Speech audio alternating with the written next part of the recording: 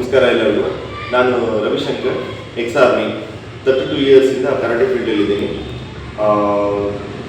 ಈ ಕ್ಯಾಮ್ರಾ ಇದೆ, ನನ್ನ ಸುಮಾರು ಸ್ಟೂಡೆಂಟ್ಸ್ಗಳು ನಿಂತಿದ್ದಾರೆ.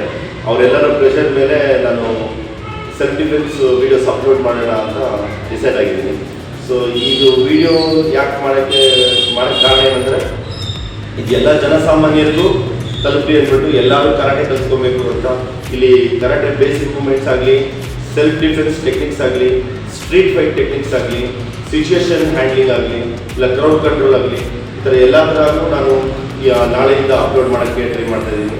ಸೊ ನನ್ನ ಸ್ಟೂಡೆಂಟ್ಸ್ ಎಲ್ಲರೂ ಹೇಳಿರೋದ್ರಿಂದ ಈ ವಿಡಿಯೋ ಸ್ಟಾರ್ಟ್ ಮಾಡ್ತಾ ಇದ್ದೀನಿ.